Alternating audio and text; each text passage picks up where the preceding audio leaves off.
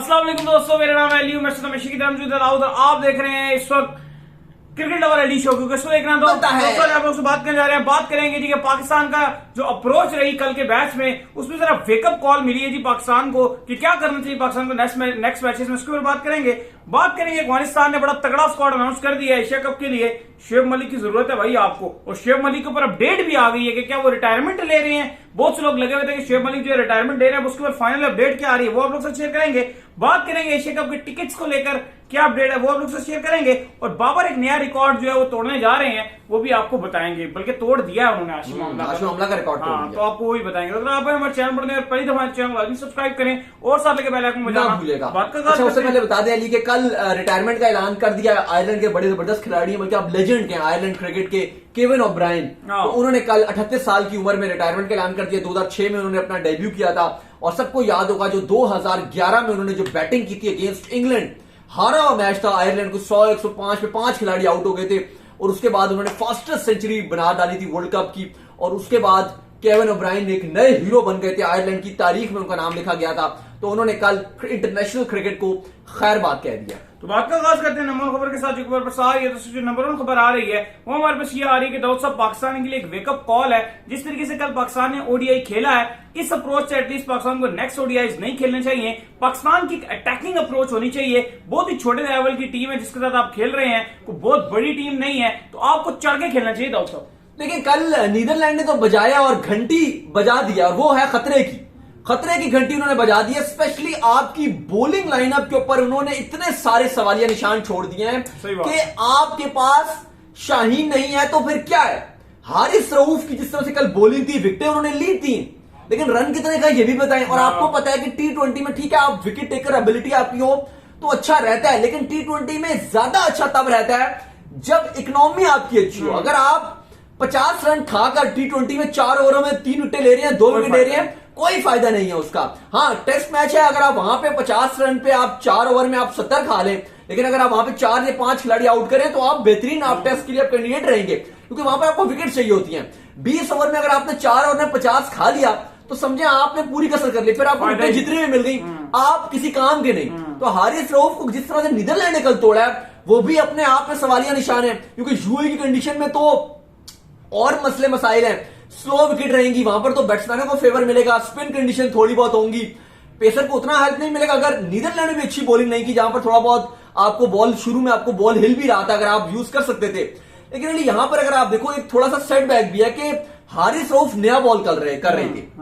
मैं इसलिए लगातार ये बात कर रहा था कि मोहम्मद आमिर नहीं है तो आप उससे पहले इमाद से नया बॉल करते थे। अब आपके पास हारिस रऊफ है, लेकिन वो पुराना बॉल अच्छा करते हैं, नया बॉल अच्छा नहीं करते। मशीन बनने पे आते हैं तो फिर उनको कोई रोक नहीं सकता। अब जो अप्रोच नजर आ रही है कि इसका मतलब यह है कि शाहीन के साथ अब हारिस रऊफ को नया बॉल डालोगे। हारिस रऊफ इंपैक्टफुल आखिर में ही रहते हैं डेथ ओवर्स में। हारिस रऊफ नए बॉल से अच्छा नहीं करते, और आप तो उनको नया बॉल करवा रहे हो। फिर वसीम जूनियर किस कोटे पे खेल रहे हैं मुझे वो अभी तक समझ नहीं आई। आप कहते हो ऑलराउंडर है, बैटिंग वो करते हैं नंबर 10 या नंबर 11 पे। ये कौन सा नंबर है ऑलराउंडर का? 10वां नंबर तो बॉलर का होता है। आप शाहीन और हारिस रऊफ के भी बात भेजते हो, तो फिर वो ऑलराउंडर नहीं है। अगर आप मुझे कहते हो कि खाली वो बॉलर है, तो फिर आप उनको बॉलर के लिए वो देखो। अगर आप ऑलराउंडर कहते हो ना, वो 5-6 ओवर डालते हैं, वो ठीक है, 5-6 ओवर कर ले, 20-22 बॉलों में 30-35-40 बना दे, मैं कहूंगा ठीक है। एक शदाब जैसे हैं, नवाज हैं, एक इंपैक्ट क्रिएट कर रहा है। अगर आप कहते हो खाली बॉलर है और आप मुझे कहते हो थर्ड बॉलर है, 2 बॉलर के साथ ये थर्ड बॉलर है, हारिस रऊफ या शाहीन के साथ वसीम जूनियर है, या नसीम और हारिस रऊफ के साथ जूनियर है, थर्ड बॉलर है, भाई थर्ड बॉलर नहीं बनता वो। अगर आप मुझे कहते हो फहीम की रिप्लेसमेंट है, नवाज की रिप्लेसमेंट है, ऑलराउंडर है, मैं समझता हूं बात, लेकिन अगर आप मुझे कहते हो बॉलर है, मैं नहीं समझ सकता बात आपकी, मैं बिल्कुल एग्री नहीं करूंगा। अब यार फिर मुझे बात यह समझ नहीं आती कि धानी उसने क्या गलत किया है कि आप उसे नहीं खिला रहे। अगर आप उसको नीदरलैंड में भी नहीं खिलाओगे और फिर अगर आप इंडिया के अगेंस्ट खिलाते हो, तो यह भी बड़ी अजीब सी बात है कि वो खेला ही नहीं है। जब वो बेचारे को इतना कॉन्फिडेंस ही नहीं होगा, आप अगेंस्ट इंडिया इतने इंपॉर्टेंट मैच में उससे अपना मेन बॉलर बनाकर उतारोगे, वो भी सवालिया निशान है बातें। तो मुझे कॉल और फेल का समझ नहीं आ रहा कि आपकी टीम मैनेजमेंट के माइंड में चल क्या रहा है आखिर, कि वो किस प्लान के साथ जाना चाहती है एशिया कप में, किस प्लान के साथ अपने बॉलर को इस्तेमाल कर रहे हैं, क्या प्लान है, ए है क्या प्लान बी है, यहां बैठकर जो मुझे समझ नहीं आ रहा। तो जो टीम खेलेगी उनके माइंड में क्या होगा। धानी को नहीं पता कि मैंने खेलना कि नहीं खेलना। यार एटलीस्ट धानी को इन 3 ओडीआईस में आपको प्रॉपर मौका देना चाहिए था। पावे आप हारिस रऊफ को आराम करवा देते, लेकिन आप नीदरलैंड को इतना बड़ा टीम समझते हो। अली साहब, ये एशिया कप के लिए आपके सवालिया निशान है और आपके लिए एक वेकअप कॉल है कि उठ जाएं। एशिया कप में इंडिया के साथ आपका मैच है और आपने उस मैच को जीतना है। फिर रिजवान की अगर आप बात करें ओडीआईस में, वो भी परफॉर्मेंस क्वेश्चन मार्क है। 13-14 की एवरेज है उसकी लास्ट 11 ओडीआईस में, कुछ भी नहीं है। वो एक आप 70 वाला इनिंग निकाल दें तो कुछ भी नजर ही नहीं आता आपको, कहानी बहुत ही खराब नजर आ रही है। फिर अब्दुल्ला शफी को क्यों मौका नहीं मिल रहा? क्या तैयारी है वर्ल्ड कप 2023 की? इमाम बहुत अच्छे हैं, मैं कोई डिसरिस्पेक्ट नहीं है इमाम की, इमाम बहुत अच्छे हैं, लाखों से अच्छे हैं, लेकिन मेरा सवाल यह है अली, कल 19 गेंदों पे 2 रन उन्होंने बनाए। मैं आपसे ये पूछता हूं कि आप किसी एक प्लेयर की रिप्लेसमेंट क्यों नहीं तैयार करते? सही बात है। इमाम को खिलाओ, लेकिन आप किसी एक मैच में शान मसूद को भी खिला दो। ऐसा ही है। 3 ओपनर होने चाहिए ना आपके पास, आप दूसरा ट्राई नहीं करते हो। बिल्कुल ही नहीं। हर नंबर पे एक कीपर भी एक और होना चाहिए। आप नीदरलैंड के अगेंस्ट में अगर किसी को ट्राई नहीं करोगे फिर कब करोगे? सही बात है। अब्दुल्ला शफी को आप 4 पे खिलाओ ना, आप उसको ग्रूम करो 4 पे खिला के, नहीं कर रहे आप किसी भी प्लेयर की रिप्लेसमेंट तैयार करने को नहीं हो। हम कहते थे आज से 5 साल पहले कि यार ईंट उठाओ आपको पेस बॉलर मिल जाएंगे, अब नहीं है। हम फर्स्ट क्लास में जाते थे क्रिकेट कवर करने के लिए, आपको दर्जनों बॉलर नजर आते थे। अब इन्होंने वो दर्जनों कि आपके पास पेसर ही नहीं मिलेगा। नहीं, आपके पास तीसरा बॉलर नजर नहीं आ रहा मुझे, आप जूनियर को खिला रहे हो। सही बात। दानी बैठा हुआ है लेकिन आपके पास नहीं है, आपको लगता है कि जूनियर ही खेलेगा, आपके पास तीसरा बॉलर जूनियर है। सही बात है। ये आपका क्राइटेरिया बन गया। वो तो कल फखर और आपके बाबर ने आपकी इज्जत रख ली, लेकिन आप सही रास्ते पे नहीं चल रहे हो। आपको अपनी बेंच स्ट्रेंथ मजबूत करनी पड़ेगी। नीदरलैंड के अगेंस्ट आपको बड़े खिलाड़ी अपने बाहर बैठा के नए बच्चों को ट्राई करना पड़ेगा। जमान खान को अगर आप नीदरलैंड के अगेंस्ट नहीं खिलाओगे, आप कब खिलाओगे? सही बात है। ये सवाल हैं जिनके जवाब कल और गुत्थी हो गई है। सवाल मिलने के बजाय शायद हम समझ रहे थे एशिया कप के जो हमारे कुछ सवाल है, 1-2 छोटे मोटे सवाल है, शायद हमें उनके जवाब मिलेंगे। मुझे लग रहा है जलेबी बन गई है, फिर गया सवाल और खराब हो गए हैं, जवाब बिल्कुल भी नहीं मिले, बल्कि और सवाल खड़े हो गए हैं। एटलीस्ट नीदरलैंड के अगेंस्ट ऐसा नहीं होना चाहिए था अली। 314 आपने बोर्ड पे लगाया, एटलीस्ट आपको उनको 200 में पकड़ना चाहिए था। बिल्कुल। आप आखिरी ओवर में मैच जीत रहे हो, ये बहुत आपके लिए। और आपकी बॉलिंग, जो आपका मेन बॉलर था वो कौन था इस मैच में? हारिस रऊफ। और सबसे ज्यादा खराब बॉलिंग उसी की रही है, मार पड़ी है उसको, 67 खाया है, विकेटें ली है मानता हूं, लेकिन T20 है भाई, आगे पूरा 3 महीने T20 है, इंग्लैंड के साथ 7 ट्राई नेशन सीरीज, T20 की, वर्ल्ड कप, एशिया कप, और प्रेशर वाला मैच आपका पहली 28 तारीख को है। तो देखते हैं कॉल आपके लिए बच चुकी है। इसके बाद जो अपडेट आ रही है जी हमारे पास, वो अपडेट ये निकल कर सामने आ रही है कि अफगानिस्तान ने अपना स्क्वाड अनाउंस कर दिया है against Asia cup. Asia cup के लिए स्क्वाड आपको खेलता हुआ नजर आएगा। मलिक का बता दें, पहले मलिक का चले मलिक की ओर से अपडेट ये आ रही है कि बहुत से लोग जो ये कह रहे थे कि शुएब मलिक जो रिटायरमेंट लेने वाले, उनको एशिया कप के स्क्वाड में सिलेक्ट नहीं किया गया, लेकिन उनके ऑफिशियल मैनेजर जो है वो आए हैं सामने और उन्होंने कहा है शुएब मलिक बिल्कुल रिटायरमेंट नहीं ले रहे और शुएब मलिक पाकिस्तान की इंटरनेशनल क्रिकेट टीम के लिए अवेलेबल है, जब तक वो फिट है वो खेलते रहेंगे। अच्छा, इसमें भी एक बड़ी अजीब सी बात है, इसका मतलब यह है कि मलिक वर्ल्ड कप में जाएंगे? हाँ जाएंगे। नहीं, एशिया कप में उनको जाना चाहिए था, आप उनको लेके नहीं गए। बात है ना, हर गुत्थी उल्टी पड़ती है यहाँ। नहीं, मलिक की एशिया कप में जरूरत थी, तो वो अब उनकी होप यही है, और स्पेशली होप फिर यही है। वर्ल्ड कप में मलिक को जाना ही नहीं चाहिए, एशिया कप में जाना चाहिए था। उस पर इनको इतना अच्छा खेलते हैं। और अफगानिस्तान का जो आप स्क्वाड की बात करें, वो मैं साथ जोड़ भी देता हूँ, स्क्वाड भी बता देता हूँ। 4 स्पिनर इन्होंने डाले हैं प्रॉपर, नबी कप्तान, नजीबुल्लाह जादरान वाइस कैप्टन, अफसर जाजाई विकेट कीपर, अजमतुल्लाह, इसके बाद फारिक अहमद मलिक, फजल हक, फारूकी, हशमतुल्लाह शाहिदी, हजरतुल्लाह जाजई, याद होगा आपको, बहुत खतरनाक किस्म के खिलाड़ी हैं। कराची किंग्स को तो बिल्कुल भी नहीं छोड़ते हैं, पेशावर ज़ल्मी की तरफ से जब भी ये खेले हैं। इब्राहिम जादरान, करीम जन्नत, इनको आसिफ अली नहीं छोड़ते। इसके अलावा मुजीब, फिर नजीबुल्लाह जादरान, नवीनुल हक, नूर अहमद, रहमानुल्लाह गुरबाज, राशिद खान और समीउल्लाह शनवारी। फास्ट बॉलिंग अटैक इनका इंतहाई वीक है और स्पिन अटैक जो है वो उतना ही मजबूत है। चाहे आप मुजीब की बात करें, राशिद की बात करें, नबी की बात करें, नूर अहमद की बात करें, तो ठीक ठाक इनका स्पिन अटैक है।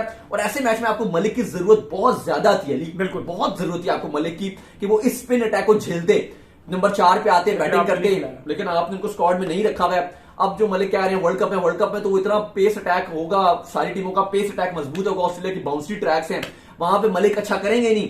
फिर वो आके लोग बोलेंगे जी, पीसीबी वाले ही बोलेंगे जी, देखा जी क्या कहा था हमने कि मलिक बेकार है, खत्म हो गया, रिटायर्ड है।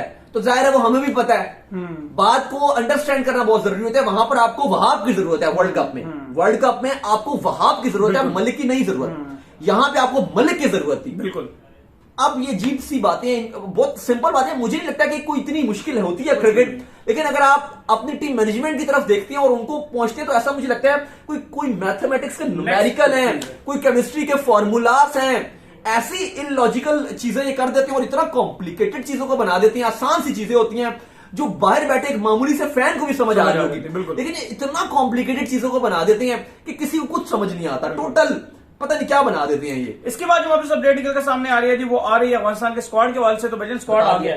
तो इसके बाद जो अपडेट है जी वो एशिया कप के हवाले से आ रही है, टिकट, एशिया कप के टिकट्स को लेकर अपडेट है। देखिए लगातार लोग पूछ रहे होते हैं कि टिकट्स बताएं, टिकट्स हम खरीदना चाहते हैं। जाहिर है 28 तारीख के टिकट्स तो आपको नहीं मिल सकते क्योंकि वो तो सोल्ड आउट हो गए हैं। मिले आपको कैसे मिले? लेकिन प्लैटिनम लिस्ट जो है, जो ऑफिशियल है, वहां से आप बाकी मैचेस के टिकट खरीद सकते हैं। इवन अगर आप इंडिया पाकिस्तान का टिकट भी खरीदना चाहते हैं तो वो आपको A1 A2 के नाम से मिल जाएगा। वो ज्यादा अच्छा मैच होगा, उसमें ज्यादा इंटरेस्टेड रहेगा। इस मैच की वैसे भी इतनी वैल्यू नहीं है 28 वाले की। क्यों, मैं आपको बताता हूं, क्योंकि पाकिस्तान और इंडिया इंशाल्लाह यूएई से तो जीतेंगे। दोनों जीतेंगे। तो इस राउंड की वो बात नहीं है, जो मजा है वो टॉप 4 में, क्योंकि वहां पर आपको फाइनल में जाने का जोर लग रहा होगा।